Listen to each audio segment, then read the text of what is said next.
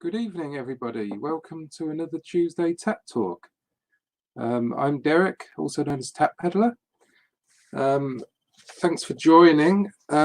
This week I thought I'd talk about selling large items, oversized, bulky stuff. Sourcing it, testing it, listing it, storing it, packing it, and then if anything goes wrong, getting a return on it. So there's quite a lot to think about when you're selling big, large items. So I'll just say hello to a few people in the chat. Jason was first. Hi, Jason. He'll be watching via the Xbox. He doesn't know how to write chat on it.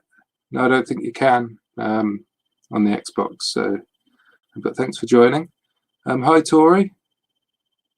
Hi, Lainey. Hi, Damien.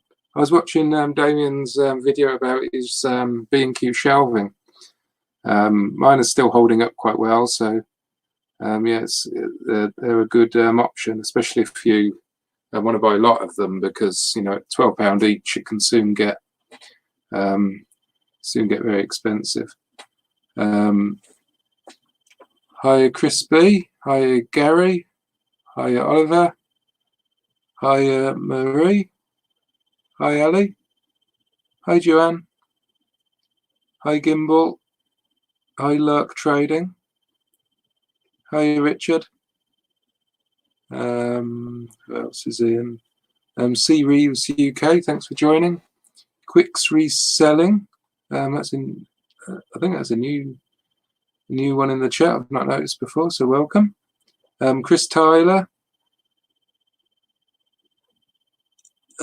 Georgina's in. Hello. Right, so yeah, I'm going to talk about selling large items. I'll see if any before I get some guests in. Hopefully, I'm going to invite some guests in. But I'm going to show you some recent items that I've listed and sold that are very bulky. Let me just bring up the screens.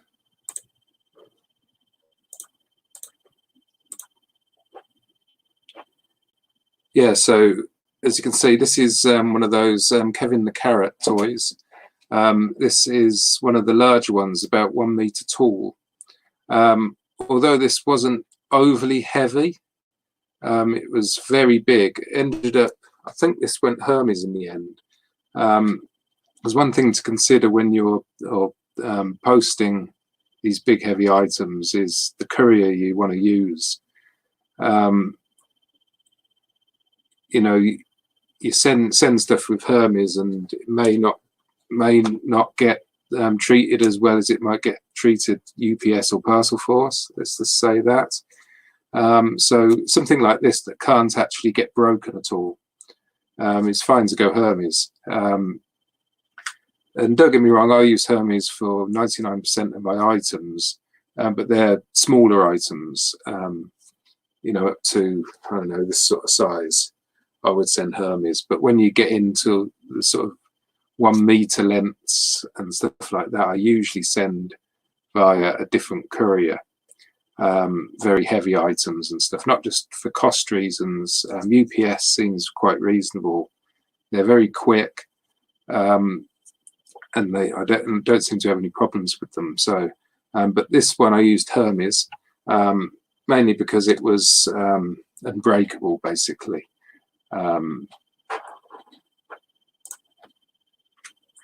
Now this one is a Casio keyboard. Huge keyboard it was. This was probably getting on to 1 meter long.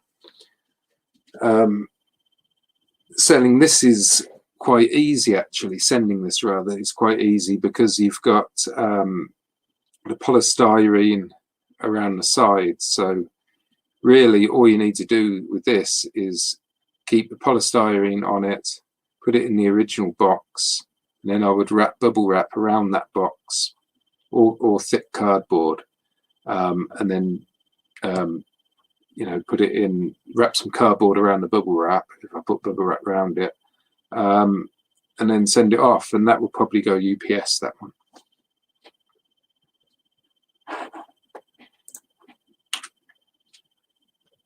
This one is a CRT TV, like you can see. This one actually, I think, ended up going Hermes. That's mainly because I didn't want to queue at the Spur shop where my local post office is during this lockdown period. So I ended up sending it Hermes. And it did actually arrive fine. But what you have to do with these, you have to bubble wrap them in bubble wrap them in cardboard. Very heavy item, very bulky. There's ways to ship it as well. You can put things around it, but you also might want to lay it face down, so the screen is facing down. That's because the weight of the box will naturally almost tip onto its front. So you want to put it face down, but a load of polystyrene, things like this is good. Put this polystyrene on the base of the cardboard box, and then put the TV on top of that, and wrap it in cardboard and bubble wrap first. We'll discuss that sort of later. This was one of the heaviest items I've sent. I think this was getting on to 30 kilograms. Sent this parcel force, and I think it was about £20 to actually send this. It's basically a fridge, a little mini. Well, I'd say mini. It's pretty bulky. It's massive, but it's really heavy. But yeah, that got there in one piece. Or not had any complaints anyway. Another thing I often sell is like HiFis and things. These need wrapping up really well because they're sometimes, pretty much always plastic around the front. You've got like doors for the cassettes and things like that. It all needs covering up with cardboard and bubble wrap around it. And you've got to make sure that the metal doesn't get dented. So these things are quite difficult, but that will probably go UPS.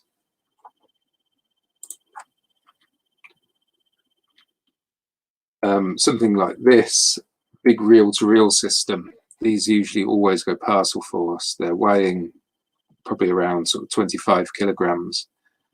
You've got speakers, you've got the main system. Of course, you've got to pack these really well. And finally, I think, which I wanted to talk about, or not quite finally, speakers. I sell a lot of these big vintage speakers. These basically get wrapped in cardboard, and you basically wrap polystyrene around it to protect all the corners. And this was another bulky item. This ended up being able to split it in half, which was another thing I wanted to come on to, which I'll come on to later, is you can sometimes dismantle an item and then send it with the little instructions as to clip it back into place or something like that. So otherwise it would be way oversized on this sort of thing. This is a big bulky hedge trimmer.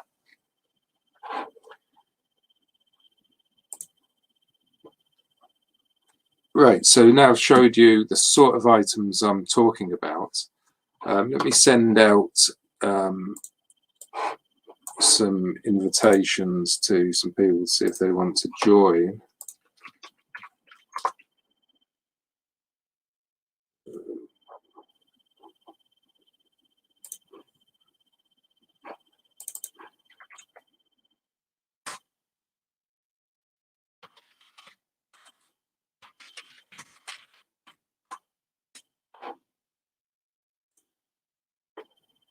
I'll get rid of that.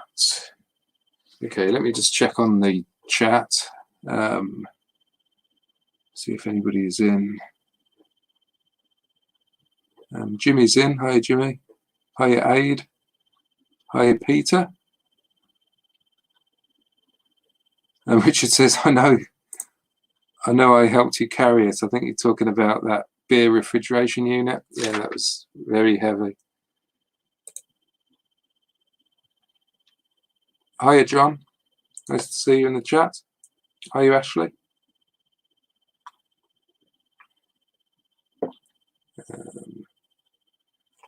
Hiya, Stu Mandry.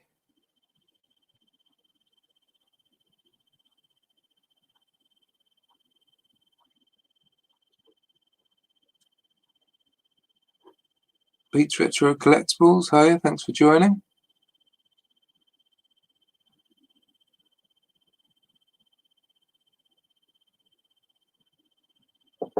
Right, so the first topic really is sourcing. Finding large items, you can pretty much find them anywhere. You probably find them at auctions. That's where a lot of my really large items generally come from. Auctions, because they're easy to pick up there. You just lift them straight out of the auction into your car. Of course, you can also get them at boot sales.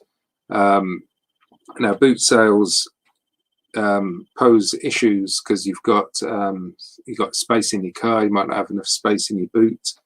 The actual item might not fit in your boot. If you've got a smaller car, you might not be able to get it through the gap. That can cause some problems, and also getting it from the car from the stall to the car can be a bit awkward sometimes. It means that you've basically got to stop all your sourcing and you've got to carry it back to the car. And whilst that's all happening, obviously you might be missing out on other things, especially if you're darting around at the very start of the boot sale. One thing you can do is ask the stall to keep the item at the back, which I often do. All depends on the vibe I'm getting from the stall holder, because you can be at a risk of them selling it to someone else, especially if you've got a really good bargain. I would just pick it up and take it back, just because I've had it in the past where somebody has actually offered a better price to the stall holder. They've seen it at the side of the stall and the guy said, no, it's sold. But then they say, oh, I'll give you 50 quid for it or something, and then you go back to go and get it and the guy just gives you your money back, which isn't the best. We've got our first guest. It is Peter. Evening. Hey, Peter. I'll just turn the volume down. Yep, I just turned mine down as I give me 2.6 to find. Lovely. How you doing, Peter? Yeah, I'm not too bad. Not too bad. Busy as per usual. Yeah. So what sort of, talking about the topic, what sort of large items have you sold? What's your largest item you've bought to sell? Trying to think. And obviously I brought the usual Wii's and stuff and gaming consoles and that and gaming bundles. What else have I brought to resell large wise? Back in the early days, I used to buy like vintage HiFis. Yeah, and stuff like that. Because I could source them pretty easily. The HiFis, I used to pack them quite regularly because I used to go around the boot sale and see them quite a lot. Obviously, what with boot sale prices going up a bit, and over the years, I didn't tend to see them as much. I saw them a lot on people's videos, but yeah, I pick up a lot of HiFis, but sometimes you got speakers and stuff like that with them. Speakers, all that. And that was when I get on to the packing and shipping, there's a few ideas on how to get those packed, which you probably, if you've sold them before, then you'll probably recognize all those. But when it comes to testing large items, you need space to test it, which is one consideration. So you need a big area where you can lay it all out. If you've got like a HiFi, like you say, you've got to be able to connect the speakers up, check it all works. You also need, depending on the item, of course, you might need equipment to test it with, like batteries, or you might need certain type of cables. Or if you buy buy, I don't know, like a large vintage amplifier, say, Mm-hmm. you might need spare speakers to test it out. Yeah, true. Yeah. You know, it might not come with the speakers, you know, so I mean, that's talking about large electrical items. Of course, you've got other stuff that you need to test, but you might need to clean it, which again, you still need the space and the area to do that. Yeah, definitely. Yeah. I know a lot of people, probably, and myself included, sometimes like cleans it outside, you know, where you've got plenty of space and you can just go to it with a bucket of water sort of thing on the grass and just get it cleaned up, whatever it is. Because I've sold some things like some garden chairs, you know, the vintage folding chairs. Yeah. Sold some of them, and sometimes they come pretty grubby. You've got to really sort of wash them down with making sure you find time to do it, because it's not an easy job. No, yeah, it's another consideration because all these things are a little bit more difficult than just selling a smaller item. It takes a lot of time as well. So that's a consideration. And when you come to actually list the item, in a similar vein to testing it, you need space to photograph it. Because I've got a photography area, but if you've got like a really big item, like, I don't know, like that vintage keyboard I showed, the Casio keyboard, if it's getting onto 1 meter long, unless you've got a really big photography area, you might not be able to use your normal photography area. You might have to take the photo somewhere else. So sometimes I have to take photos of those in my hallway, where I've got a nice sort of clean, long sort of wall where I can place the item and put everything around it. But what you can also do, of course, now we've got that thing with the white background technology on eBay and the websites, you can still take it on your photography area or somewhere where they might have a few things in the way, and then cut out the background. That's something you can do. And once you've listed it, I mean, listing big heavy item really, once you took the photos, listing it is the same as any item you would do. One thing you do want to do when you go to list it, though, is to make sure that you get the correct postage, because these things are generally, you know, on the verge of tipping you over the edge on the normal fees for couriers. You know, you get weight limits up to 15 kilograms. You know, so. But a lot of the time, smaller items will go for like up to 2 kilograms. So you've got to be aware that the bigger items probably going to go for a higher price. The courier. Once you listed it, you've then got to store it somewhere, which comes to the other thing where you've got to have a decent storage area for it, where you're going to store this big item, especially if you've got multiples of, you know, similar sort of things. It soon takes up a lot of space. So I've got racking in my lockup where I store the bigger items. I was speaking about the B&Q shelving that Damien did a video on. I've got that as well, but that's not great for the really heavy stuff. It's not so bad if you put it on the bottom shelf, but if you've got really heavy stuff, you really need it on the floor, directly on the floor, or on some industrial sort of racking. So a lot of my really heavy things, like we're talking about the reel-to-reel players that are like 20 kilograms each, I put them under my photography area, so they're sat on the floor. There's no risk of them falling over. And I've also got quite wide window sills around my office, which I place things on as well. But there's a danger with that they're in the sun, so you've got to be conscious of, you know, you don't want to sun damage and things like that. So storing these big items, you know, take up a lot of space. But once they've sold, it's always great when you get that ka-ching. You know, on the nice big items, it usually means a big ticket sale. Most of the time, I would say pretty much all the time these bigger heavy items need to be high ticket items, otherwise they're not worth all the hassle. You don't want to be listing something that's almost like a meter long for like £20. You know, you want it to be getting on towards the sort of 50, 60, 70 plus sort of range, plus postage. So once it sells, you've then got to think about shipping it, packaging it and shipping it. It's quite hard to get boxes that might fit the item in. So you know, you're going to have to think about where you're going to get the box from. You know, where would you get your big boxes from if you sold something big? Would you be able to get them from? Well, normally, before this all happened, my mum working in a toy shop, so she would get all the big boxes. But Right.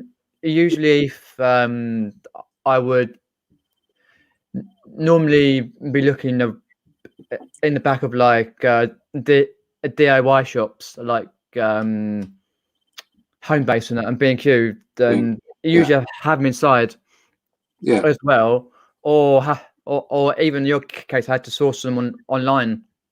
Yeah, but that's another thing. Normally, most of mine, 85%, come free. So yeah, if you've got a place where you know where to get them from, it's always best to get them free there. But if you know you haven't got it, it will be worth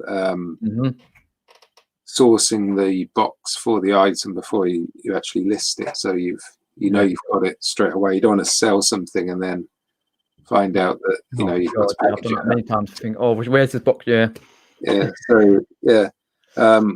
Another thing about the packaging is big bubble wrap. The bigger bubbles, they're always good, although I generally don't use the bigger bubbles. I usually use the smaller bubbles, but that's mainly because I tend to get good deals on the bubble wrap. Because of that, I generally just use more of that. But I also use this cardboard I've recently been getting from my packaging supply. It's basically really thick cardboard. It's like an inch thick, and that's great for going around a large item because it gives it that thing. And we've also got the polystyrene as well. So sheets of polystyrene is good for the packing, and also shrink wrap. So what I generally do, say if we were talking about those HiFis, we'd have the main HiFi unit, then you'd have the speakers, and what I would do, I would shrink wrap them all together so they're one big clump then of the solid sort of stuff, and then put the bubble wrap around it. So I do that with the shrink wrap. That works really well, and then I'm dealing with something that's a solid item, not like three different things that can be rattling around in a box. And on the subject of boxes, what you don't want to be doing is sourcing really thin boxes like that for really heavy items. These boxes are a bit too thin. What you want really is the double-walled cardboard, a nice big thick box. And if you can't get a box big enough, you can put boxes on top of each other, and you can be a bit creative and Frankenbox something together. I have to do that many times. And how I do that, I go to Halfords and I get their big bicycle boxes. So the massive boxes that bikes come in, and they're not very good for using straight away. You need to cut them down because they're way too big, really. But you can make them into larger big boxes as well. I think they're even triple walled, so they're really sort of heavy, heavy duty. So that's what I generally ship my really large items in, these bicycle boxes, and I just cut them to size and make a box out of them. Let me just check the chat because I've been ignoring the chat a little bit. You just scroll up. Oh, here we go. Stu Mandry, I used to buy old furniture to sell. Absolute pain in the ass to post that stuff. Yeah, furniture is something I do want to get into. I was speaking to Adrian on his live stream earlier because he wanted to, sometime in the future, he's thought about doing furniture, and that's something I wanted to look into. It's probably a way off because I need the storage for it. But what I want to do is buy stuff at auction, possibly repair it or make it a little bit nicer. You know, you can put like new knobs on things or just upcycle them basically. But I don't want to spend too long doing that stuff. But if I can improve it quickly to help it sell, you know, that sort of thing I'm thinking about. But that's a way off. But yeah, furniture is something I want to get into. But I think if I did do that, it would be a case of collection on that, I think. Sold a trampoline that was boxed, 50 kilograms, needs to go freight overnight. Yeah, it's surprising how cheap postage really is. Because sometimes we look at an item like a really heavy thing and you think, you know, how's it ever going to get shipped anywhere reasonable? You actually put the weight in and you put the measurements in. If you go through somewhere like Parcel to Go or something, and then you can get actually quite good prices. Yeah. And they're often collected from your house as well, which is good. Yeah, carrying about 3 weeks in the Guitar Hero 2 DVD course. Carry it, yeah. That's why I've got a granny trolley that I use at the boot sale. I like the one Nick Hills uses, the little trolley. The trolley thing. No, he's got like a 4-wheel. Oh, the 4, yeah, that's right. I've seen them, but I just haven't got to the bit where I could walk around with it at the boot sale. And I think it might get in the way of getting into the stall because it can get quite crowded at my boot sale. Yeah, I probably would actually. Yeah. So run people's legs over. I just think it's like a granny trolley. Yeah. I think maybe for the next boot sale season I might upgrade because mine was on its last legs a bit. It's like being it saves carrying it to the car. Oh. Yeah, if it's heavy. I used to do all my photography and packing in the hallway. Wow. Yeah, sometimes I have to do. I generally do my packing in my living room because I generally put on a film and watch a film. So yeah, it's not a brilliant way of doing it, but I tend to find I can do the packaging in what I would say is non-work time. Then doesn't really feel like work, but then I get packaging done. And I just watch a film or TV at the same time. But yeah, it's not great on your back being sort of on the floor and stuff. And yeah, like I said, really big items, I'd take the photos in the hallway as well, or actually in my bathroom, because there's really good lighting in there. And if I move, I've got like a clothes sort of basket. I move that out of the way, and then I've got a nice clear tiled wall, and the floor's tiled as well. So taking a photo on that actually looks quite good. So that's another thing I often do. I used to send 10-ton porter cabin jack legs, God, by courier. But in bad an account. That never cared about extra limits. I'm not sure what that means. I guess he means he went over the weight limit, maybe. But if he's got an account, maybe they don't mind too much. Hi, Leanne. Hi, Laura. I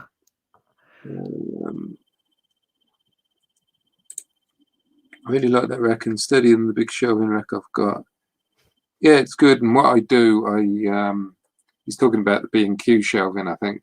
What I do, you can screw them together, like bolt them together, or what I do, I just put some thick cable ties around them, and they sort of just hold them all together, so they all end up being one sturdy thing then, makes them a lot stronger. I had pellet racking, it was great, it cost a fortune. Yeah, I'm lucky. My big heavy duty industrial shelving actually got second hand. I think it cost me like £100 for the lot, but I emptied somebody's shipping container with all this stuff. So I did the job for him, plus I gave him £100. I got to keep everything. So it was a win-win situation. If you're buying big hi-fis, that big troller might be easier, Derek. I'm guessing, yeah, talking about Nick, same as Nick. Yeah, Nick's big one, yeah. Oh, yeah, Peter. Packed an item, then realised it was just over the GSP limit, and he had to take 2 centimetres off the height.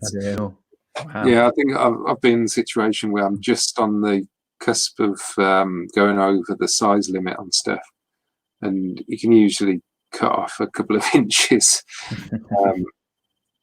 Yeah, I've done that a few times, especially for UPS. I think I've been on their sort of boundary a couple of times, and I've had to cut down boxes.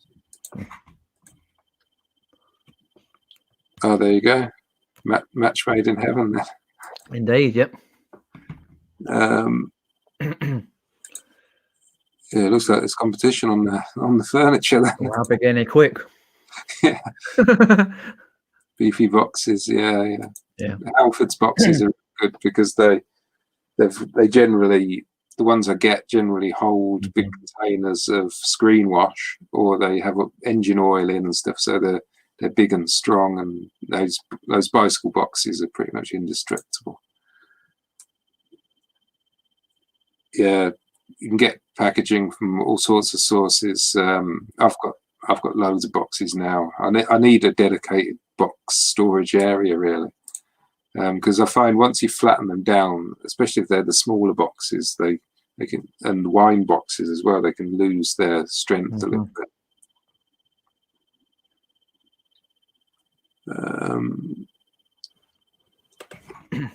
Let me see. Would it work with floors and level? Yeah. Oh God, yeah. Remember having the Casio ML keyboard while watching Bill and Ted, just rapping. Yeah, that's another thing. All this stuff can take time,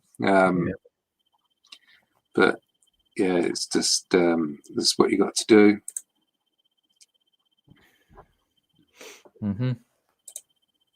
Granny trolley with a supercharger, yeah.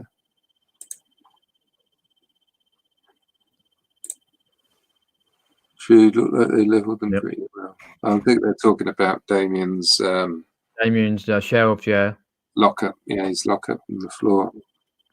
My lockup's actually, I built it myself and I put it on slabs. They're paving slabs, and then I put a damp proof membrane down. and got some vinyl tiles, but the slabs aren't all perfectly level. So what I do, I put like bits of wood under the shelving, and it gradually gets all level. It works out quite well.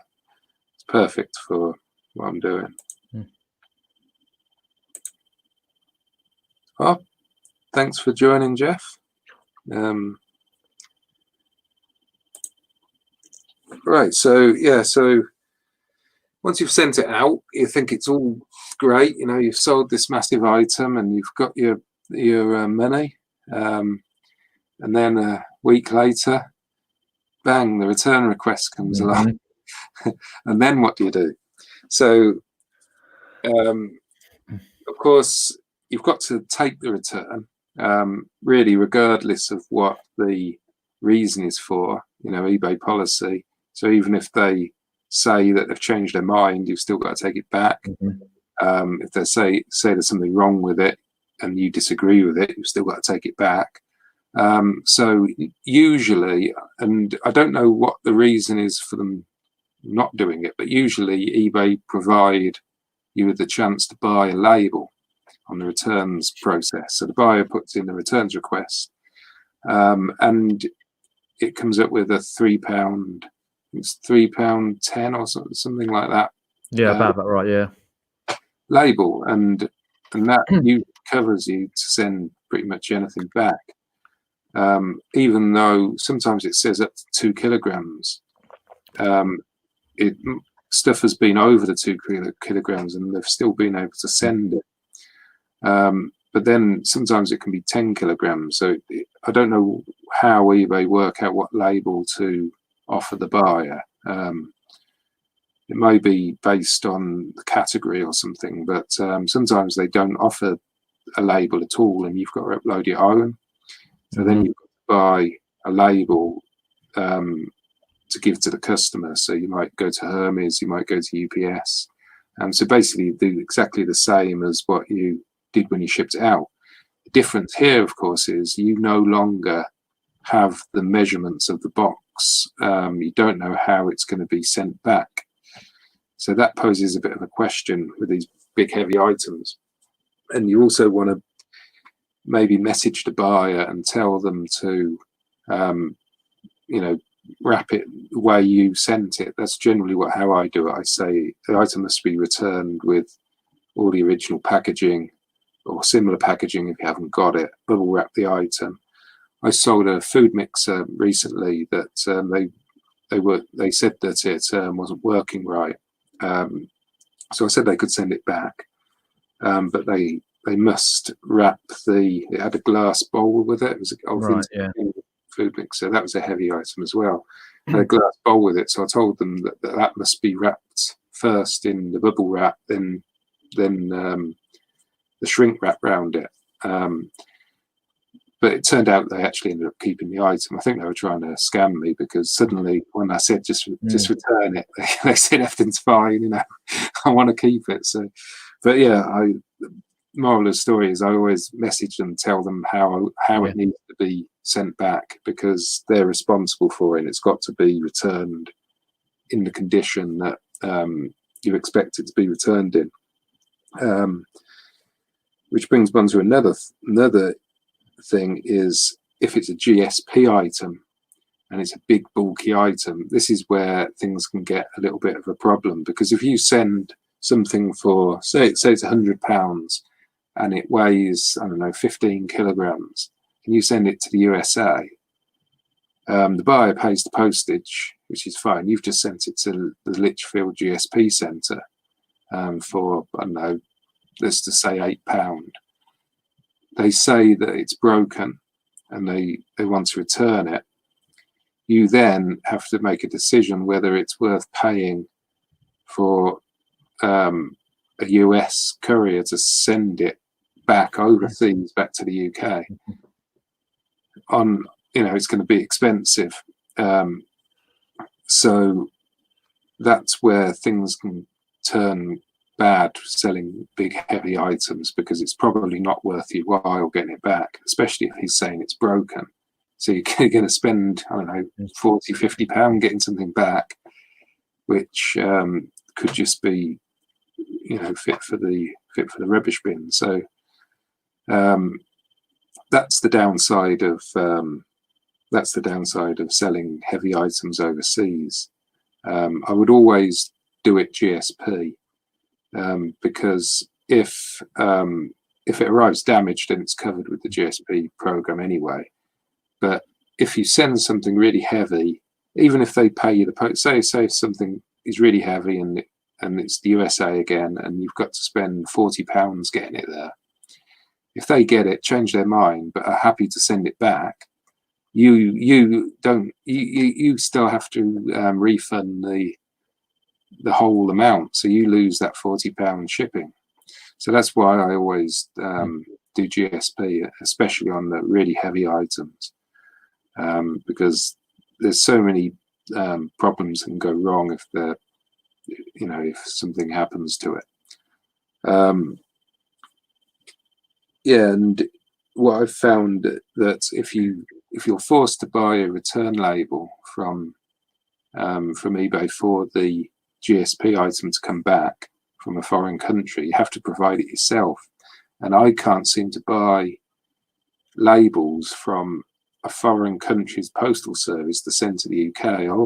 I've done it. I've tried to do it a couple of times, and it's either detected my IP address and sort of said we can't provide you with a label because you're not in our country type thing, or I just can't understand the options because they're in a foreign language. So yeah, large items going abroad is tricky. I do it, but I do it with caution, and I try to lower my possible issues by using GSP. Yeah, I think it's best, really. Yeah. Do you use GSP for your foreign? Yeah, for everything. Yeah, it's just easier, I find. Obviously, touch wood and that. I've never had no problems. But yeah. I think most of the time, especially on these, pretty good. Yeah, good to get all your emails sent through, and then you get tracking and all that. Yeah, and the prices are really reasonable, even though they're really heavy items, because I think they average stuff out as well. So yeah, they do. Yeah, the person who buys, I know that, and that gets sent to America, will pay a lot more than what it will cost for me to send it direct. Yeah, pretty much. But then I send a massive item for a lot cheaper than I can send direct, because it's all worked out on averages, I think. So it can actually be quite cheap for the customer to go GSP on these heavy items. Let me just check the chat. Here we go. Johnny Fourcoats. My favourite boxes are the Tesco ones. Bags for life come in. Love finding them thrown to the side of the checkout. I don't think I've seen them. That might be worth me keeping an eye out then for.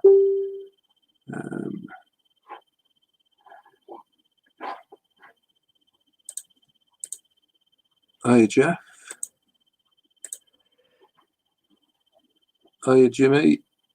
This interests me, Derek. I have a lot of heavy items to sell, but I'm worried about returns. Yeah, I think it's. I wouldn't worry about it too much. I mean, I send a lot of items that are heavy, and it's only the GSP returns that are the issue. Anything else, you can just buy a label for like $8.99 from Parcel to Go. I mean, you can send a really heavy item via Parcel Force for I think it's $8.99 Parcel to Go, or I think around sort of $6.99 UPS. What I do generally do is, if I send a big item like that, like a TV, for example, I try to use a surface that is quick, because then it's not long in their system. If it's like an overnight or two-day delivery type thing, it means that it's not sitting around in a warehouse being moved from car to car and stuff like that. It's getting moved quick, and it gets to the destination really quick, and therefore, again, it's trying to cut down on the risk, really. But yeah, any returns are quite easy to deal with. If it's UK, it's only if it's GSP, and if you're really worried about that, you can always turn them off. As Richard says here, I think, yeah, he now doesn't send stuff overseas. This is where me and Richard differ a bit, because I send all my stuff overseas. Although, again, it does worry me, but touch wood, I think I've sold enough to. It's like all things in reselling. You sell enough of it, then when one thing goes bad, you can just afford to deal with it and move on. It's a bit like buying insurance for these big heavy items. It's often not worth the hassle, because it can, unless it's a really, really expensive thing, it's probably cost you not a lot in the first place. And the amount you save, as long as you're selling lots of them, the amount you save on not buying insurance pays for itself over time anyway. Plus, a lot of the stuff that these big and bulky electricals and things like that, they don't cover anyway with the insurance. I have to flip heavy stuff on Facebook Marketplace. Postage from Ireland to anywhere for 2 kilograms, €15. Yeah. Oof. Yeah, I guess all this depends on where you're located. Luckily, we've got sort of Hermes that does stuff pretty cheap. I don't know. I don't think Ireland does GSP, does it either? I think. No, I think DBG mentioned that before. Yeah, GSP. Yeah. So yeah, it's a shame. Yeah, I put all my heavy stuff on Facebook as well, and it's always nice when I also offer collection as well. Yeah. On heavy items. I always offer postage when it's on eBay because it broadens your market, doesn't it? But yeah, I always put my stuff on Facebook. I mean, you know, I did before this lockdown. I've stopped doing it at the moment. But once all the lockdown, I'll probably start putting stuff on Facebook again. Same with me, to be honest. I stopped all my Facebook and stuff like that for the same reason. I did think about it the other day, and I thought, is there a way I can do this? But I thought, for the sake of, I don't know, £40, £50, maybe a week from a Facebook sale, having strangers coming, that would be multiple people. I'd rather just leave it. Yeah, that's true. Yeah. You know, so I've left it for now, but I might have to think about doing it at some point. But yeah, for everything heavy stuff, it's always good when you manage to sell something really heavy on Facebook, because you obviously don't have to pack it or anything. You can just give it to them and off they go. Yeah, definitely, it's much easier. Yeah, definitely. That sounds like a nightmare. What sounds like a nightmare? What about shipping heavy items? Oh, things coming back GSP. Yeah, I think so. Yeah. Is it better not to tip the GSP box for heavy stuff? Well, the thing is, it depends on the item, really. But I find that a lot of these. Let me take the reel-to-reel players, for example. Let me just bring that. I don't know if it's still on here. You just put it on the screen. There we go. Application. Yeah, so something like this, for example. Now, if this gets to a foreign country and they say that it doesn't work and I've got to pay the return postage, that's where the big problem is. However, a lot of the buyers, you know, want this stuff in those countries. So I find that it's often a foreign country that wants this and is willing to pay the high ticket price. And most of the time, touch wood, I haven't had a problem with it. You know, I do try and, you know, all my stuff is tested, and I'm pretty confident on the item. Like for this, for example, this one's even parts are not working because there probably is issues with it. I can't remember what the issue is. It would be in the description, but you know, all my stuff's pretty accurately described. So, and I'm top rated seller, which gives me protection if it does. If I do have to spend £30, £40 getting it back, which I would have to on this sort of item, I can deduct that from the cost of the refund I give, being top rated, and that's a good thing about that protection. Gives you a little bit more confidence in sending this. It's easy just to not tick the box. I agree, and I do on a few things. There's been a few things that I haven't sent abroad, like that. For example, that refrigeration unit. Let me bring it up. Where was it? Yeah, this refrigeration unit. This is actually part of a pub beer pump system. Cools the beer as it goes through the system. It's really heavy. I'm sure I turned GSP off on that item because it just wasn't worth the risk sending it abroad. So heavy. So yeah, certain items I will turn it off. Kind of realizing why I do clothing here. Yes, but how much clothing sells for £153 now? That's Very the thing. true. Yes, indeed. This is why I do it. Yeah. But you know, 'cause they are expensive items, but yeah, you know, I do love selling the cheaper items, you know, as well. You know, that's my main thing. These are all I wouldn't say one-offs, but I haven't got that many items like this in my store. It's like 10% of my inventory. Yeah, as Richard's saying, he doesn't do it, which is fair enough. But for these type of items, like this, beer cooler thing that you're selling, you could have a really bad day on eBay, and just like that, you can make over £100. Yeah, easy. Well, this is why I like selling them, because I try to have a good number of high-ticket items in my store. Because a couple of them every month really sort of pushes. You know, it does. Yeah.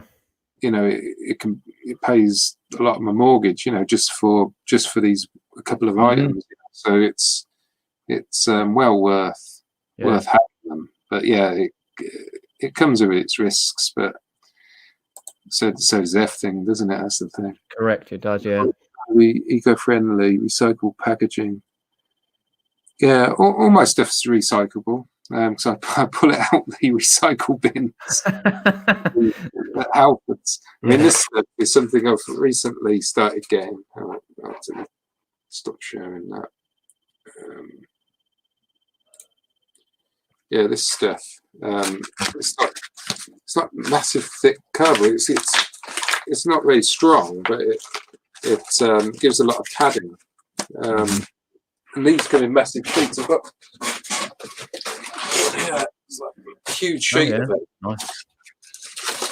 And I'm getting them pretty much every other day or something like that. At the moment. That's good. Yeah. A stack of them. So only resellers can get excited about packaging. Yeah. Polystyrene as well. I'll get that. Well, that's not eco-friendly, I suppose, is it? But I don't know if this can be recycled, can it? But it's all stuff that would have been, you know, landfilled or away, and I'm using it again for another thing. Using it again, yeah. So yeah, I very rarely have to buy. The only boxes I buy are the eBay packaging, and that's only because I get that voucher of the store. Otherwise, I probably wouldn't either.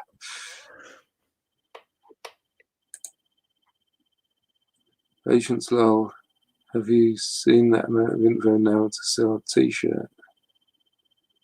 Oh, all the categories you have to put in if you sell clothing. Yeah, the item specifics. Yeah, that's the word. Yeah, I need to do another batch of clothing sales, clothing listings again. But yeah, I know it's just getting that effort to do it. When you can list other bits and pieces a lot quicker. Yeah, that's right. Overseas delivery is a nightmare sometimes. I only do GSP. Yeah, GSP is brilliant. Although there occasionally is problems with it, but you know. Yeah. Hello, Nick. Hello, Nick. Hello, guys. How are you? Turn it down a bit. How are you doing? Yeah, good. Just doing a bit of packing. Good. Packing big items. Not really. That's about the biggest. That's not too bad. I've done this beast. Oh, that's good. Yeah. Pete, you'll know what this is. Is that the suspension arm? No, that's a tripod. Oh, tripod. Yeah. I thought it was the suspension arm in your video recently. Was it a good brand tripod or? Yeah, very nice one. It was a slick vintage. It was funny because I made a video just going through the backlog. You may have seen it and saying what is actually left on my shelf. Yeah, I think I did. Yeah. And most of what is going out today was just viewers saying, I saw a such and such on your shelf. Can I buy it? Lovely chap messaged me about the tripod and maybe an offer I couldn't refuse. There's some bits in here that someone just picked out several bits off the shelf and made me an offer. And I'm like, yeah, go on. Rubik's clock. Someone just said, I want one of them. Can I have it? Yeah, sure. Fair enough. And it goes on. It's like I sold more privately than I did on eBay today, which was very nice. I'm sure there's some, I mean, I assume nothing like this exists, but surely at the moment with all the boot sales closed, there's some sort of market potential for some sort of virtual video of of stock. And Yeah. people sort of picking, and so I'll have that, how much for that? Or, Well, that it'd be quite a big infrastructure to do it, but that's almost what happened from that video. And I wasn't saying, look at all my stuff and buy it, please. I was just saying, look what I've got left. And people were just messaging me privately saying, how much do you want for this and that and the other? I had a really nice collection of Yu-Gi-Oh cards, and a couple of people messaged me about that now, and one has bought the lot. Yeah. I was more than happy to do a decent price because I don't have to sort it and list it and everything. Yeah, that's right. Yeah, it's good stuff. No fees or no eBay fees anyway. No fees at all on a couple because they paid me direct into my bank account. Yeah, brilliant. Yeah. So it's been an interesting day. What have you two been up to?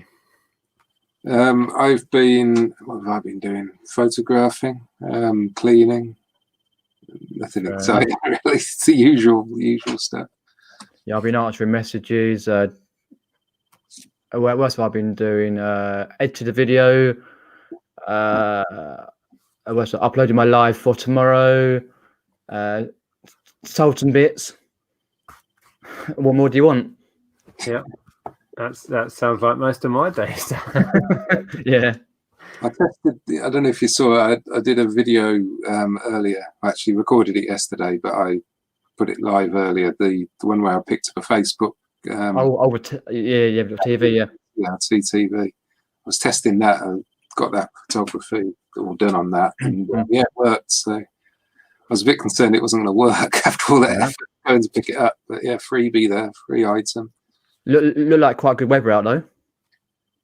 Yeah. Well, it's been in your video. Today. Well, it's been lovely here today. It's turned colder tonight, but yeah, I've not seen that one yet, but I did catch up on your how much your death pile has reduced video. Yeah, it's not reducing in any major way. It's like both your videos and Tom's videos always make me feel better about my situation because you've just got so much gear. It's amazing. There's just so much in there that it really. I mean, at the moment, I'm still finding good stuff. I mean, earlier I found 2 sort of 5.1 surround sound Sony systems, which aren't worth actually that much, to be honest with you, but they're big and bulky. And they're now out the way, they're now in my listed area. So that's created quite a lot of empty shelves in the death pile. But because I've got all these other death piles in various areas, once I get an empty shelf in my main death pile room, I put stuff on it again. It looks the same again. Because when I cleared my office, I moved all my, death piles that I had in here into my main sort of living area temporarily to sort through.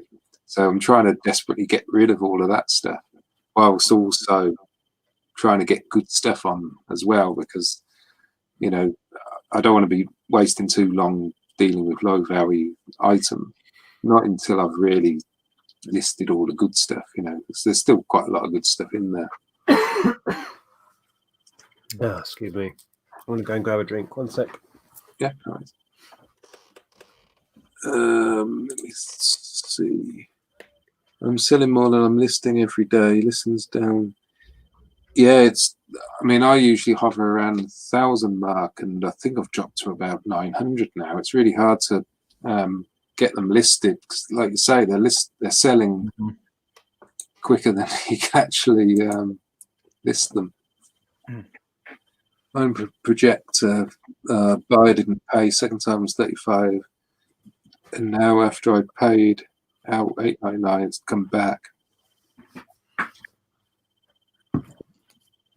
They probably don't know what they're doing with it. That's the problem with a lot of vintage electricals. People buy them and they don't really know how to use them or how to set them up. If there's nothing wrong with it when you get it back, then you should be able to deduct the delivery charge off of the refund if you're top rated. That's what I would do. I'm fed up of people changing their minds effectively, but then saying something's wrong with them just to.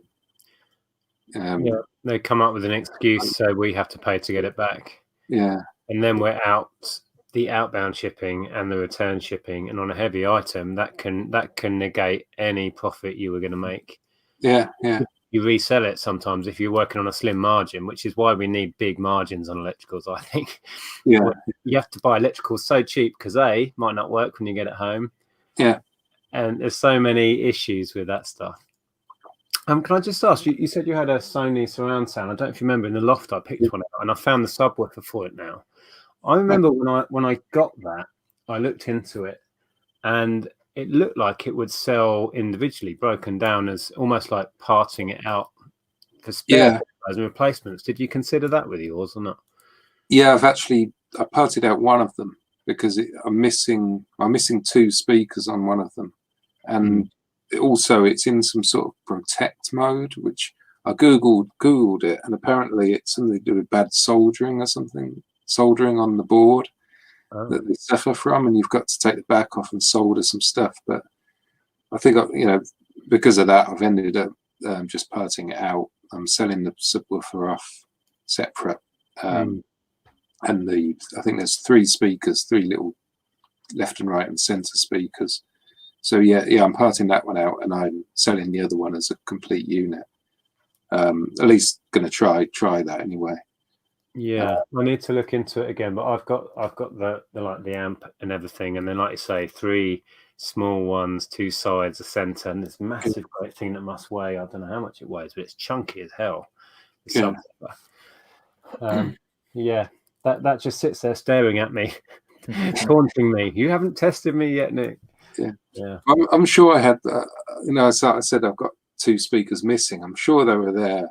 That's the danger of these death piles as well. You see, is because once things sort of get put away, and things can get misplaced and go in different areas, and then I'll probably find the other 2 speakers, next month or something, hidden down the back of a shelf. Yeah, I've done that too many times. Or you sell something off, and then you find a few odd bits that would have gone with it perfectly to make a bundle. It's like you're left with a few odd bits. It's like if I'd have only actually been organised and put that together. Yeah, I'm the worst with user manuals for these things as well, because the user manuals always seem to end up somewhere else. I don't know why, but so I list it, and things can often sell, and then as I'm sorting out other stuff, I come across the original manual for it, and I thought that would have helped it sell. If I had a nice manual for it as well. But I am trying to get better at that sort of thing now. That's it's one of the things I'm going to try to improve as I move forward, is keep things together a little bit easier. Somebody's had a return. I just had a reply. Buyer still wants them, and he hasn't refused the delivery. I heard anything about it. I think I've missed the first bit of that. It's a complete little house on the prairie.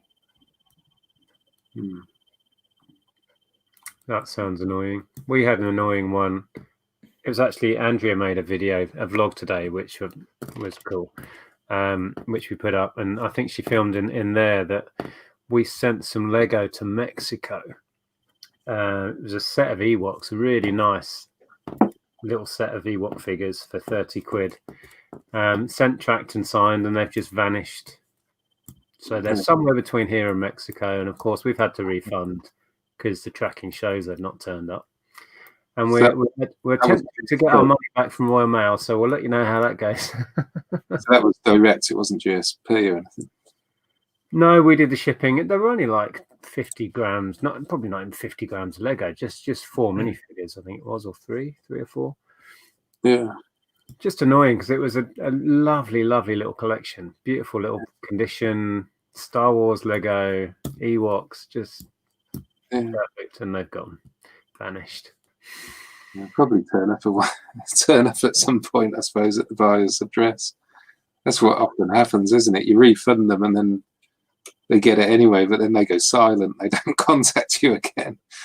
Many do, of course, and you don't have a leg to stand on. But when the delays were really bad, a week or so back with Royal Mail, we were having a few, our item hasn't turned up, where is it, etc. And you have quite a limited space of time to do something about that. So we had to refund a couple. Yeah. Certainly with one, it may have been two. They then messaged us a couple of days after and said, oh, guess what? It turned up. And certainly one of them just said, how can I pay you the money back? Yeah. So some people are honest, and we have to focus on those people. Yeah. I sent a Guitar Hero. I think I mentioned it maybe last week as well. I sent a Guitar Hero out, but I sent the wrong one. And I sent another one out. Told the guy, I gave him a label to send the other one back, and then it was all these excuses saying, he can't go out at the moment, so he can't post it. And I said, that's fine. Just keep the label and send it when you can, or give it to somebody to send. And they must know somebody who's going to go out at some point. But yeah, he's just gone silent and presumably get both of them, which is really annoying. But never mind. Sometimes you just got to accept things. I try not to dwell on it too much. Just sort of accept it. Yeah, it's almost harder to accept when it's your own damn mistake. When you mess up yourself, you know what I mean? I really beat myself up about things like that. Well, if it wasn't my mistake, if it was their mistake, I wouldn't have sent. The only reason I sent him the other item out without getting the other one back is because I knew it was my mistake. Yeah. Whereas if if it was something that was misdescribed or it didn't work or something like that, then I'd probably get it back, because then I'd just refund them. But because I had the actual item and I could send that to him, and he was really, really fine to begin with. He said, yeah, no problem, I'll send it back to you, and all this sort of stuff. And, when he got the two, he probably thought, I think they were about £60 each as well, so he probably just sold them on eBay. Yeah, I think maybe so. Did you put in Dyson parts? I haven't done the Dysons yet. I've done the can't remember what the brand of it's called, a Vax, I think it was. But I pretty much sold all of them. One of them's coming back because it didn't fit his Vax. So I think I sold one of the pipes or something, and he's sending that back. So I'm gonna have that to sell on. But yeah, I've pretty much sold everything. I've made it well over £100 on what is a cheap Hoover, really. I sold a Henry Hoover as well the other day. And yeah, you did. I've got a Hetty to go on as well. Is that the pink female one? Yeah, although I think it was the same kit as you got, like the poles and stuff like that to go with it. About what, they £13 or something for the whole kit? Yeah, something like that. Yeah. You can get them a bit cheaper if you don't have the filter included. But I got ones with filter, extension poles, the whole works, and yeah, it just made them fly off the shelves, having that added to it. Yeah, it certainly makes it look a lot better on the advert, isn't it? Especially if you've got all the polythene on them as well, so they can see they're brand new. Sitting by my TV, taught me, bought it and sold the wires for a huge profit. That's another thing I noticed on those speakers when you said about parting it out. The Sony I had, I don't know if I've still got it. They had special wires on them. There you go. Well, they're just Sony dedicated plugs, and they only fit that system. So I think the bag of wires is worth something as well. Hold that thought. I'm gonna have a look at mine now. Yeah, they're all color coded, all these wires. I think you can buy them on eBay, just the little jacks, but I think they're quite high quality speaker wire as well, probably. No, mine aren't. So no, These are just standard, the ones that you just clip in, bare wires at the end. Oh yeah, yeah, yeah. Well, these are on one end, but the other end has like a color coded plug. Oh, okay. Hold on. Tommy's in. Hey, Tommy. No, I don't have fancy fittings on mine. Okay, fair enough. I have a couple of things sent Royal Mail International. Saturday, nothing yet arrived. Yeah, I actually got a late ding on my account this morning. Something hadn't arrived. Well, the buyer said it arrived late, so I'm hoping that will just disappear off my. I think eBay go through it every month, don't they, and remove the defect. Well, late deliveries at the moment, they're not counting negatively towards your account standing. No. You know what I mean? I think they do remove them automatically as well, though. But I think they go on there. They go on there initially, and then they come off again a few weeks later. Well, at least that's what happened to me. I don't know. I think Andrea's been keeping on top of it. I certainly haven't, because we had a few late deliveries. Yeah. Yeah. There you go. Wise words from Peter there. Never trust a buyer. Yeah. What happens to the customer's always right? I think on eBay, the customer is never right. I don't know who came up with that phrase. Probably the customer wanted a refund. Yeah, it's a very, very fast route to becoming cynical about people, is to become an eBay seller. Yeah. And that's it. That's why you've got to sort of just move on. Don't you? All these problems, you just got to sort of.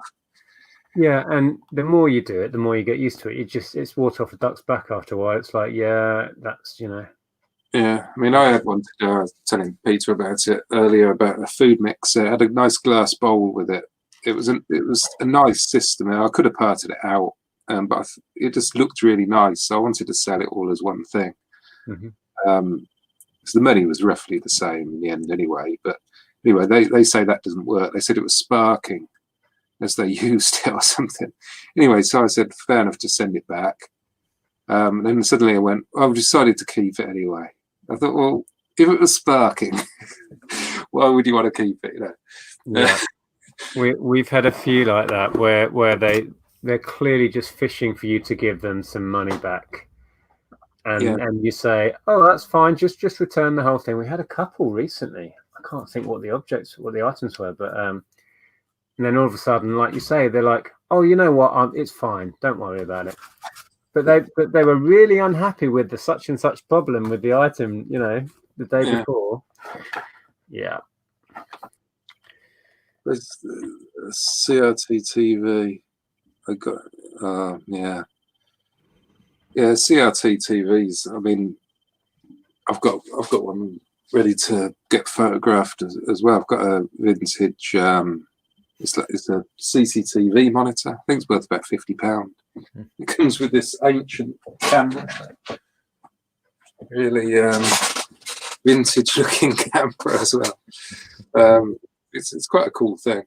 We'll probably go to some prop thing for a TV show, I expect. I don't see anybody actually wanting to use it. There's probably a battery in here as well. It's probably completely corroded. Back in the early 90s, when I was a poor art student doing animation, we used to set up rigs with those so we could do our animation really cheaply through cheap technology. We just needed cheap cameras, and you could pick those up anywhere really cheap at that point. Yeah. So yeah, that takes me back. Some of the ones we have are massive, great things, and the technology had shrunk down to about this size. So the massive ones were just being thrown away by companies. Oh yeah.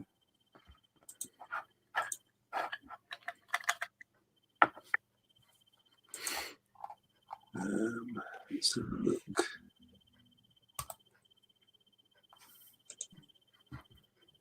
Yeah, I very rarely have breakages, but yeah, when it comes to packing, having OCD is probably a good thing, because you really sort of need these things packaged really well, don't you? Sold one of those Sony surround speakers, GSP to Italy, but the buyer thought he was buying a stereo. God. Opened a return, he never sent it back. Yeah, at least that would be a change of mind, so it wouldn't have cost you anyway if he did send it back. I've actually got a return still open. It's been open for about 2 months now. I don't know why eBay hasn't removed it, but he opened it straight away after I sent it, saying he's changed his mind. So he hadn't even reached the GSP shipping center at this point, but I'd already posted it. So I said, sorry, it's gone.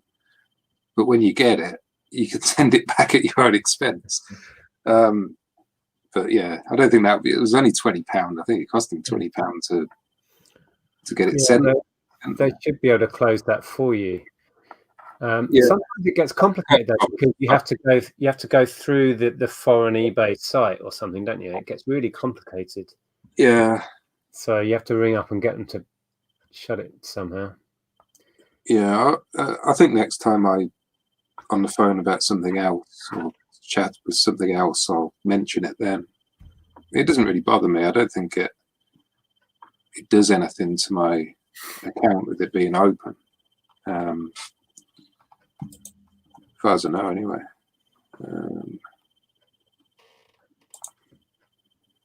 £130 record player thrown over the garden by UPS.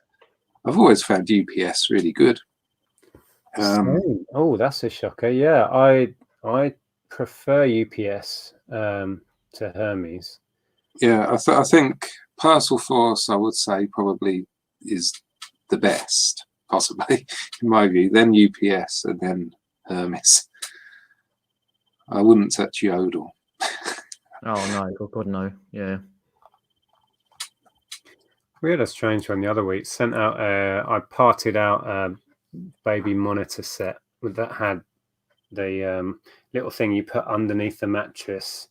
Why you want to do that? It's just a paranoid pad is what that is. Like, is my baby still moving? And somebody bought just the sensor pad. It's only for a tenner.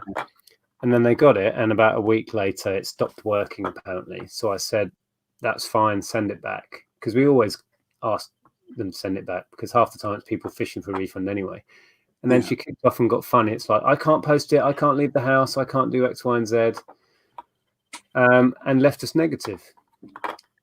And so we said, I think Andrea phoned eBay, or was it me, one or the other, and was like, we've offered them a refund, but obviously they have to return the thing, and now they've left us negative feedback. And then she changed it herself to neutral. Because we messaged her again, and we said, we've offered you to return it. If you want, you can return it by Hermes. They can pick up from your door. All of this.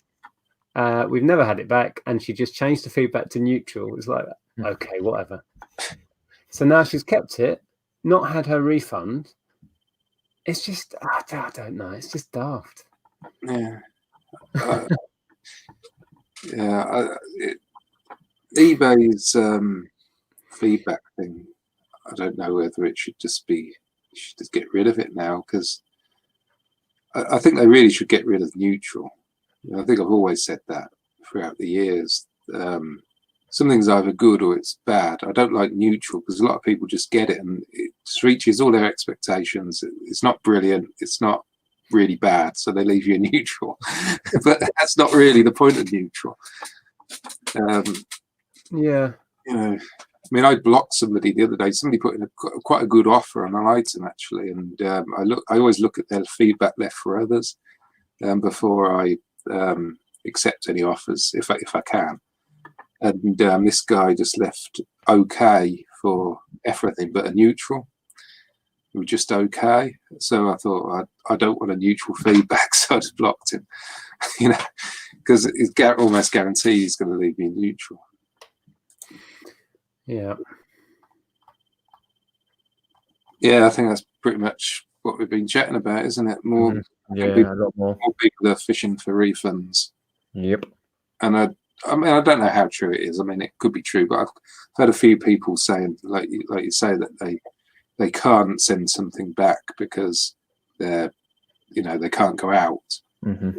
But that would mean they never go out for food or anything, you know. So, well, they don't know anybody who could take it, and they can also get it collected, like you say. So it's. I think that there is definitely a feeling that people are learning how to play the system. I still haven't done a follow-up video to my eBay return phone call thing, but loads of people have been sharing their experiences from people who just clearly know they can do whatever they like and get away with it.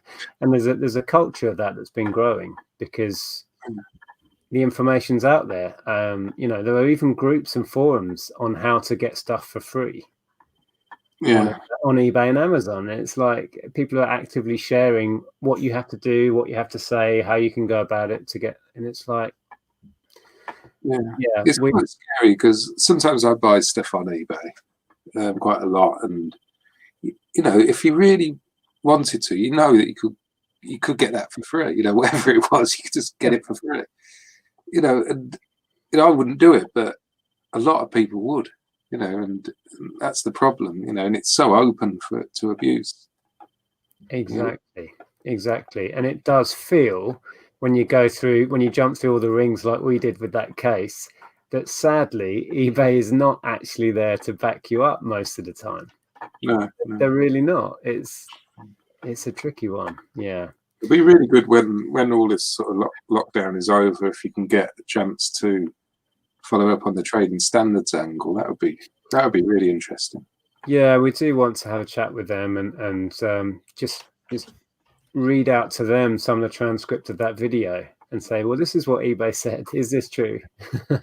This is eBay's policy. Does that line up with, you know, trading law in the UK, etc.? I have a feeling that it won't. I'm feeling that, you know, that their stuff is way too sort of stricter or towards the buyer than it needs to be, and takes away all the protection. Well, some people said in the and it's getting really difficult to find the comments that I want to find on that video to make the video about some of the responses, because there's now over 6,000 comments on that video and it takes hours just to find the one you're looking for.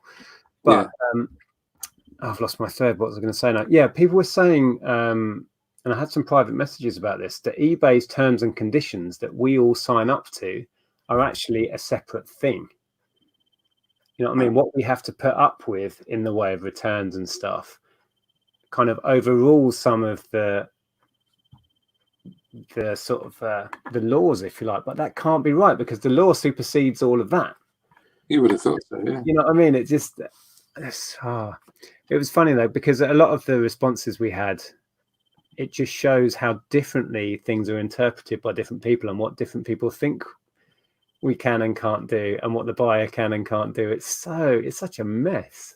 Yeah, I mean, when you phone eBay, you always get a different response. You know, I don't like how you phone them and they say, no, we can't do that, and then all you have to do is just phone them back, and then they're suddenly, yeah, we do that. You know, it all depends on who you speak to and probably the training they've got. And that shouldn't be the case, especially on what I would say is quite a simple issue. You know, and I've had problems where something's in their policy, and I quote their policy, and they said, no, this is the buyer's opinion. This was getting a negative feedback removed, and I've sort of said, no, it's in your policy. You will do this, and I've had to cut and paste the policy, and in the end, they've removed the feedback.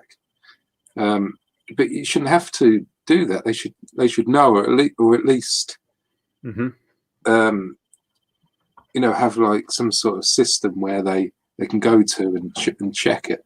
I mean, that automated thing they've got now, they've got like an online help desk or something that you can ask for feedback to be removed. I tried to use that and it was denied, but I think that was completely automatic. There was no human involved. But that was a policy breach. So I had to go into live chat, and then they removed it straight away, removed the feedback straight away. But I don't understand, because it was such a simple, this is a breach of policy type thing, that the automatic thing should have really been able to remove that. I think they tried fob people off as well. They try to fob the sellers off, hoping that it will just sort of go away. When you persist, I think they... We couldn't get a negative removed. We've got one annoying negative on our account now. So we are now 99.9% annoyingly, because we've been 100 for ages. And we couldn't get it removed. But a buyer bought an air filter. It's only barely any profit in it. It's just some rubbish we were clearing, basically. And he bought the wrong one. We sent him what he bought, but he bought the wrong thing for his car, right? So buyer error, return it, you'll get your money back. And he's like, I'm not returning it. I'm like, well, that's your choice. And then he left negative. So it's like, what more can we do at this point? We're following eBay's policy. Yes, we offer full returns. Any reason returns, yet, but it's your mistake. And then he just kept saying, but it doesn't fit my car. I said, I know, because you bought the wrong thing. So that just sits there now as a negative. And eBay was said, no, it's buyer experience. I'm like, no, it's seller experience of the buyer buying something that incorrectly. Yeah. Oh, it's just... that would be so annoying, because that's something that should be pretty simple and straightforward. You know, it's common sense. They can read the messages. You know, that should easily be removed. That is like, you know, perfect candidate for such a simple issue to be fixed. The feedback that he's actually written, because you can write a comment, obviously, says, I'm not prepared to pay for return postage when the incorrect item is sent. So I guess eBay is backing him that we sent the wrong thing, and we know full well that we haven't. Because what he's got and what he's quoting is what's in the listing. You know what I mean? You sent a such and such part number. Yes, read the listing. That's what you bought. Yeah. I mean, I had one. I was a bit wary when they bought it. I sold it was actually Vice City for the PlayStation 2, brand new and sealed, to America. And of course, this was a PAL version. Yeah. But it says PAL. I put PAL in the description. And I thought maybe it's a collector, you know, because it was sealed and all of this. So anyway, so it went off. He's got it. He's opened it, and he said it doesn't work. Oh no! So I said, you do realise this is a PAL version? It won't work on your NTS3 PlayStation 2. And he actually said, "Oh, I've learned something today. Thanks very much. No problem." So it was a genuine thing. But I didn't realise that you could. They took video games on GSP, but they do at the moment. Must be a new thing. Yeah, I thought the whole category wasn't. Hi, Aid. I've started to allow it. Hi guys, right? Hi, Aid. How you doing? Yeah, and Too bad. Well, I've had a bit of a crappy day. I'm- As you'll know, but you know, Yeah, we all have those, mate. I'm chewing off Georgina's ear most of the day, but so apologies for that, Georgina, if she's in. I think she's in. You've got your kitchen tidied since Friday, I see. Yeah. No more games in view. Yeah. We're all set for another show and tell. Yeah. On Friday. Yeah, you were just talking about the your negative feedback, wasn't you, Nick? Yeah, it's just frustrating little things. I don't get too het up about it these days. It's just irritating when you're motoring along at 100% and then you end up with a negative, which really wasn't our problem or our fault, and we can't get it removed. So you just have to block it out and wait another 12 months for it to fall off the end of. I think if you've already got one, getting another one doesn't seem as scary once you've already got that 99.9 or whatever it is percent. Yeah. It's when you're at 100 and you get the first negative, that's when it really sort of hurts, I think. So does it come off after a year? Is that what happens? Yeah. Oh, I see. I've come very close just to one that was recent. Say recently. It's a £50 order. It's a clock face. Basically, it just didn't arrive. It got signed for, and it was delivered and signed for, but apparently it never went to the right address, and they can't find it. It's got lost.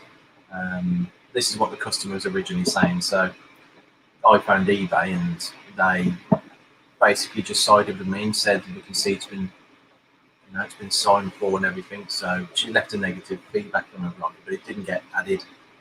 And they advised me to just not communicate anymore with her whatsoever. But she kept pestering me, saying I still haven't got this and I'm upset, and I really wanted a reply, but they kept advising me not to. They said, you'll get yourself, you might get talked into something. Yes, I mean, she raised it with PayPal as well, and they had the same outcome. Yeah, you got delivery confirmation.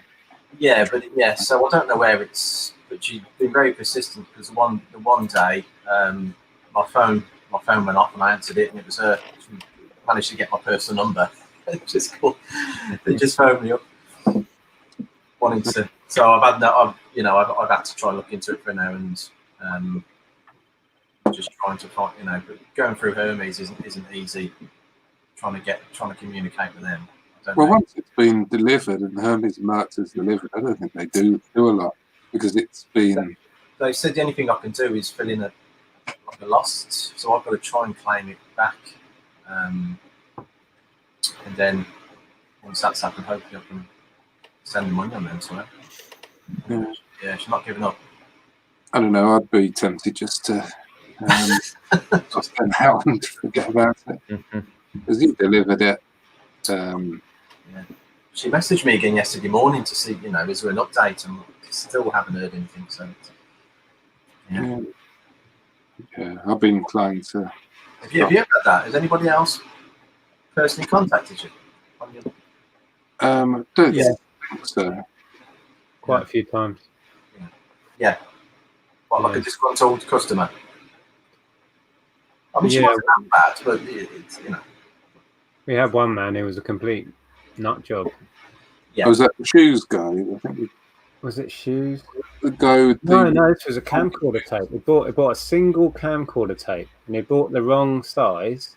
He bought like VHS-C when he wanted 8mm or whatever. And he was an elderly chap of, I don't know, the accent sounded Caribbean, but that's all irrelevant. Anyway, and he just went banging on, and I think I shared this story at the time. He thought we were eBay, because he was like, "You've sent me the wrong one," and I'm like, "Well, I haven't. I sent you the one you bought." And he said, "Well, I can see them. You do have the ones I want. I can see them on eBay." I said, "Well, that's eBay. I'm not all of eBay, mate. I've only got what I've got in my store." And he's like, "No, stop lying to me. I know you've got them." And then he was just totally irrational. And then he got just abusive and was calling me every name under the sun. But this was on our home phone. And he just kept ringing and ringing and ringing. And we'd hang up and he'd ring again. And we were trying to get the number blocked and all of this. It was funny, but after a while it got quite weird and disturbing, Yeah. Okay. But, Neil T Funky UK just said check 7 miles from Nick's garden. That package. That's funny, because it did get delivered miles and miles away. I don't know how it got to this other destination. This package. What, my package? Yeah, that was. No, mine. Sorry. Oh, yours. Yeah, and Neil saying check Nick's. Oh, I see what you mean. Sorry. Yeah. Yeah, I don't know how they. Because she was messaging me saying that she's been on the phone to Hermes. They've sacked the driver now because I was incompetent and all this. And at first, I just didn't believe, because I thought, well, I've never been able to contact Hermes ever through a phone. I didn't think they had a phone number, and it turns out they do have a phone number. So I used to have to do a live chat. I didn't realise they had a phone number. So at first, I just thought it was a bit dodgy, but I tend to believe it, but it's a bit, Yeah, I don't know. It's a difficult one, because if you got it, I mean, can you get the GPS info from the delivery? I know if you go to the Hermes tracking, you can get GPS, and then you can. Sometimes there's even a picture of where they've left it. If you've got GPS and it's at their address, then. Right, no, there wasn't. I don't think it was just a little squiggle. You couldn't even make out what the signature. Yeah, that's the problem. But especially at the moment, they're not even signing it anyway, are they? The customer's not signing it anyway. So This was before lockdown. This was a while ago. right. It's been going on ages. Yeah. I'd be inclined just to move on from it. I had one recently, basically the same thing. It had been they asked for a case number because they were going to report it to the police, I think. Okay. Then so I got a Hermes investigation number to give them. That's the only reason I opened the case, because it had been marked as delivered. Anyway, so I gave them the number, and Hermes were investigating, and then suddenly, out of nowhere, they closed the claim. This was like a couple of months after it happening, and I never chased it up because, you know, I think it had been delivered anyway. The GPS info was the guy's address. I think he was just trying it off. But yeah, they just closed the claim without even following it through with me. Jimmy says, I didn't know a neg came off after a year. It doesn't actually come off though, it's always there. Yeah, It what doesn't. you see on the seller dashboard only is for the last 12 months. That's how it works. Yeah. So Yeah, it doesn't count towards the sort of percentage, so it'll go back up to 100% after a year. But if you can click see all the sellers' negatives ever, I think that it will come up then. I think you can. Yeah. You can do stuff then. Well, otherwise, we'd never be able to, you know, improve what we're doing and get back up to it 100% ever, would we? Yeah.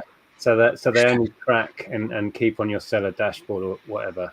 I think on that, I think a year is a long time as well. I think it would be nice if it's like 3 months or even 6 months. Then if you did get that stupid negative, you know, like your one, for example, it wouldn't seem so bad if it was like 3 months. It feels like we get one, you know, every like 6 to 8 months or something. And we've had as soon as one drops off, you get another. Yeah, it honestly, it just drives me nuts. And not that it's the end of the world. If you're 99.9, nobody's going to not buy from you because you're 1%, you know, 0.1% or whatever. But we've also got some really annoying neutrals as well. So in 12 months, we've had 4 really annoying neutrals as well. It's just like, but yeah, I just can't give it too much headspace because it doesn't really matter. Like I said, I'm 99.9% positive. It's when you know you shouldn't really deserve it. I think that's what this is it. Yeah, you know you've done everything right. Yeah. I mean, sometimes I mess up and I refund the buyer, or I sort of sweet talk the buyer and do something, and everything's fine. But if they left a negative, then I can sort of accept it because I know I've messed up. But when you've sent something and you just know they're an awkward buyer, they're not willing to do the basics to sort the issue out. You know, they think that, you know, they shouldn't have to do anything. They shouldn't even have to return it. That sort of stuff. Then they leave negative. That's bad. Because, you know, they bought it. They should have some sort of responsibility to the transaction as well. Yeah. I must admit, I've never, touch wood, I've never had any problems with eBay customer service yet. Nothing has ever gone. Not that I've ever done anything that, you know, that would warrant them going against me anyway. So, but I've heard some of your horror stories where you haven't done anything wrong, and Pretty much every time I phone, I haven't sided with you, but mine's been okay. Every time I phone eBay, they never do it there and then in the correct way. It requires another phone call, or I have to sort of argue with them a bit. And I only ever phone them for genuine sort of reasons, you know. So, you know, it's just a horrible experience. Every time I've got to phone them, it ruins my whole day as well. I really should phone them towards the end of the day, because if I phone them in the morning, I basically get nothing done for that day, because it's just put me in a bad mood, you know. And unless they've dealt with it in a good way, maybe then. But so, do you not bother to phone them? You do the chat. I use the chat if I can, because most of the time I think it's pretty cut and dry. Whatever I'm trying to get them to do, it's pretty easy. I think it's an easy thing to do. You know, whatever I'm asking them to do is quite a straightforward thing, but yeah, sometimes it doesn't work out that way, and I've got to ring them because you can't really explain so much on the chat. Do you find it frustrating having to, just type a message out to explain something? Or do you prefer to? Because I just prefer to speak to somebody. Really, yeah. Well, the only thing I like about the chat, I don't think you get so experienced people on the chat, but what you can do is cut and paste their eBay policy paragraph and a link to their website with the policy in it and say, look, this is what it says. You say here you will do this. So please, can you do it, sort of thing. And then they go, oh, please hold. And then they actually do it because they realise that, I know what I'm talking about.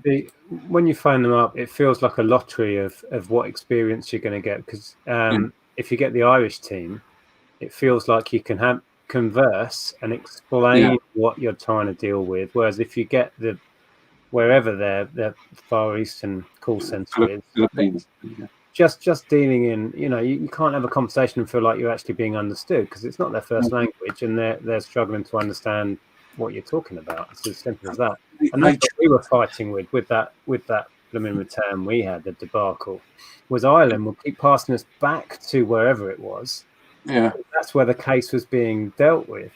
So the Irish team would say, "Oh yeah, totally understand. Yeah, this is totally out of order. Yes, we will sort it out for you. I'll just pass you back." No, don't. Anyway, I'm gonna have to go. Sorry, guys, I'm gonna have to pop off. But I just thought I'd pop in and say hi. So take it easy. I'll see you mate. Take care, mate. See you later. Tell her, mate. I didn't know how long you was on for, Derek. To be honest, I was. Yeah, I've been on longer than I usually do. Actually, I usually for about an hour, but this one's run on for a bit longer. So yeah, I will wrap it up in a bit. But, yeah. You need to get off. Yeah. Yeah. Every time I phone eBay, though, they always treat you like it's your first ever eBay sale as well. So that really annoys me. Yeah, it's just something you've got to deal with. I suppose you sell on their platform, you've got to play by their rules and their. Indeed, you have. Yeah, take the rough with the smooth. Your day been then, Pete? It's been all right. Pete, what you been up to? Oh, just been listing and making videos, editing videos. Yeah. Selling things. Miracles. How have sales been today? You did had 3, yeah. Three nice sales. I don't know what I've done today. I'll have a quick look. I've had an offer. Yeah, cool. An offer on a Samsung home entertainment system. Oh yeah. Just have a look. I'm not going to. I've gone off as well. I'll have a look at a sec. Yeah, I sold some Games Workshop and White Dwarf magazines. I had 18 of them, and I got the price I wanted, 30 plus postage. So I was happy with that because they're quite heavy, one on top of each other, obviously. So I had to work out who I'm going to ship them with.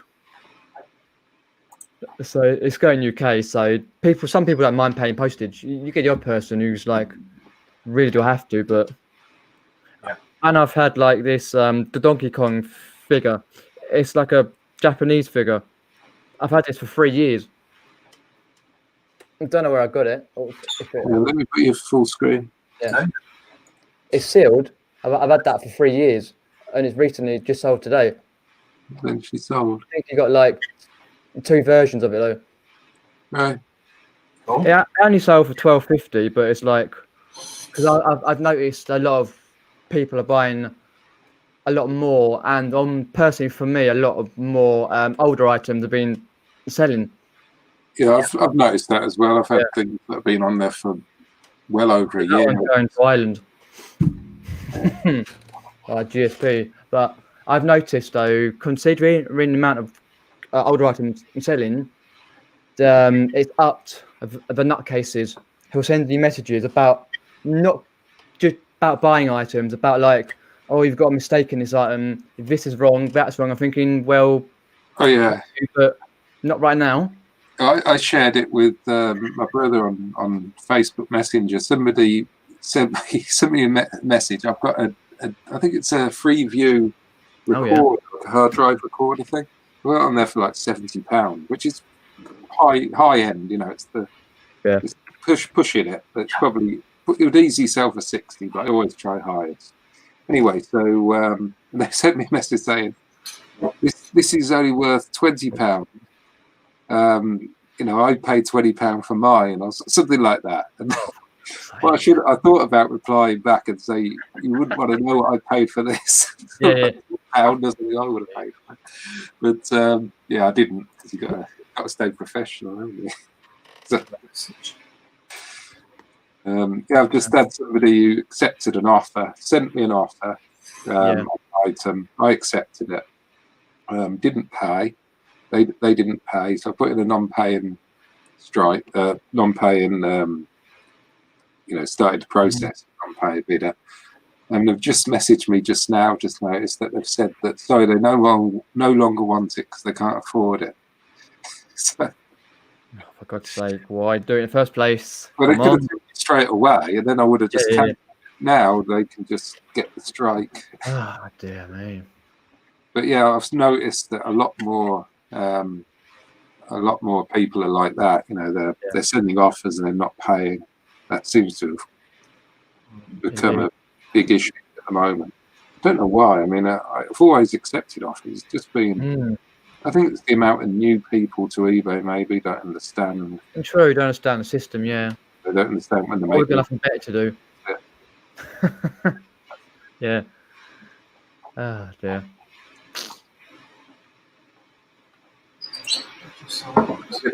To hang up and call back until I get Dublin.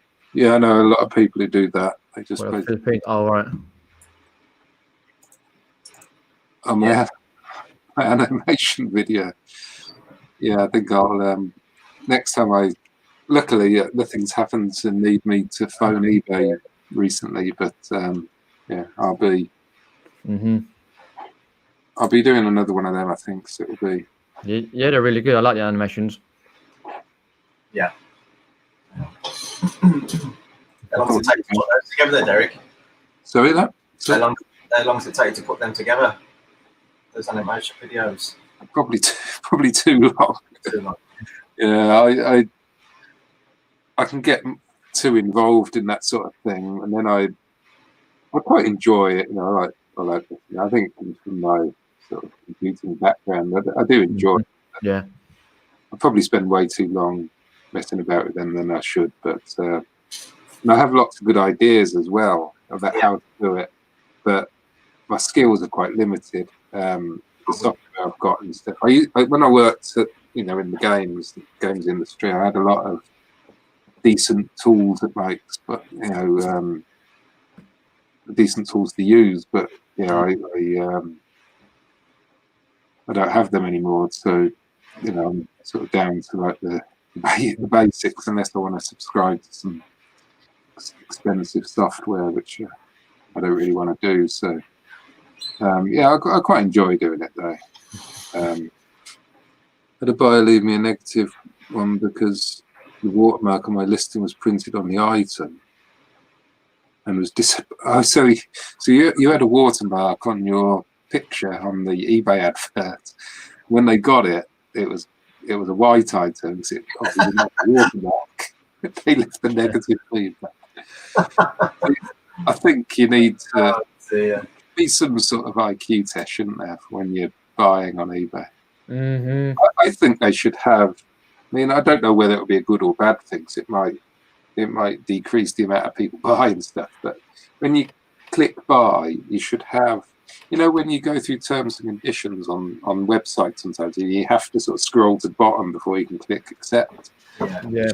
Like that, where you've got to view the whole description first, or maybe have it so you can set up like maybe 3 things in each advert that pops up, and the buyer has to click accept, and then you could put something like, I don't know, please note there is damage to the corner, or there's a scratch on the top of it, or something like that the buyer has to read before they can buy it. Yeah, that would be really good. Yeah, something like that would be a good addition. But yeah, There you go, Derek, and Peyton that, mate. There you go. Something for you to work on. what's that? Something for you to work on, your idea. Yeah. Get it done. Yeah, I'd be really good. Yeah. What else we got?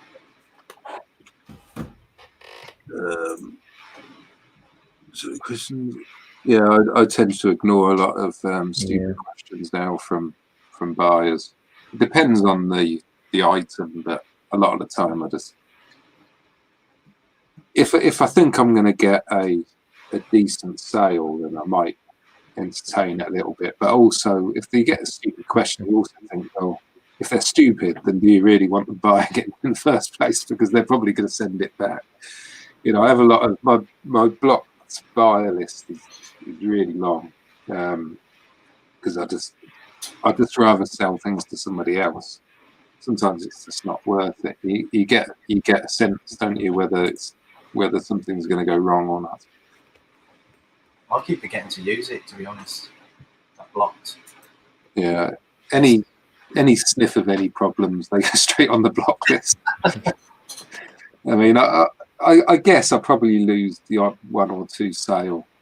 Say I lose out on 2 sales a month because of that.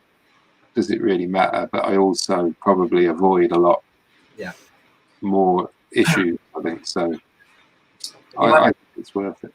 Have you had many repeat customers in your time? Not really, because the sort of stuff I sell. But I think I've sold a couple of things to repeat customers before. But have you? What, just normal eBay customers? Yeah, it's mainly things like, say they bought a HiFi, they probably then, like a couple of weeks later, they look in my store and buy something else because they've been pleased with the HiFi. But I don't generally sell anything that somebody will keep on coming back, because they're all unique one-off items. It's nice though when it does happen. It's happened to me, and it's yeah, quite nice if someone remembers. Well, you're guessing that's how they've done it, but maybe not. I did sell some like cotton yarns, like bundle of cotton, and I had all different colours and stuff. And I used to get a bit of repeat customers from that, but that was a couple of years ago now. I've got loads of that still left. I need to get that listed really. I should have got it done before lockdown, because everybody's probably. I was just about to say, do you think it's going to change? That's from tomorrow. Now everyone's allowed to just go and sit in the park all day. Yeah, hopefully they're sitting in the park on their phone buying. Yeah, buy nice stuff. Yeah. On eBay. Yeah, you get everything. Buy nice stuff. Yeah, I don't think it will make much difference in regards to us, on sales. That is, I mean, I've seen a good increase in sales the last couple of months, but it is starting to go back to near normal levels now, I've noticed. Yeah, 'cause people going back to work and doing different bits and pieces. Yeah, I think the original panic, we're stuck in the house, we need stuff to do. People have bought their board games and their, the computer games and that sort of thing now, and they are starting to sort of get used to being at home or going out, whenever they can. So yeah, I think we're going to start seeing. So what you saying? I've missed the boat with the Lego then. I've left that way too. I think Lego's always selling anyway, isn't it? So I wouldn't worry about that. But since Friday night, I've put that Lego all in one pile now. So I did think about doing a video of me building it, but time lapsing it. Yeah. So you'll see the things that build up pretty quick. Oh, that'd be good. So I might do that, because I've got to build it anyway, and I might as well make a little video out of it. And get you to do it. Yep. Yeah, I really need to get that done. I think I might wrap this up, guys. Fine. So thanks, guys, for coming along. Much appreciated. That's okay. This? Do we know what's happening Friday? Just before we. I'm not sure. Anybody? Oh, has it still not been decided? No. No, I don't know. Okay. I'll get the baton. Hang on. Here's the baton. I'm sure there'll be a chat about it. Ask it to someone, yeah. Take the baton, Peter. I'll see. No, Poor Peter. Somebody post it. Maybe. But yeah, I'm not sure what's happening. I am going to be live tomorrow at 12 o'clock. oh, yeah. Oh, okay. Live photography. And I've set my camera up above my photo area now, pointing directly downwards. So I'm hoping Oh, lovely. Yeah, that'd be good.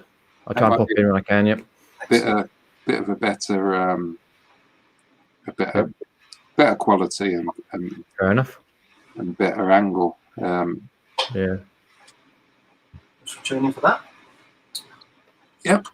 Okay. Thanks, guys, and I'll see you all later then. Good day. Take care. See you later. Everybody in the chat for joining. Bye for now. See you, chat.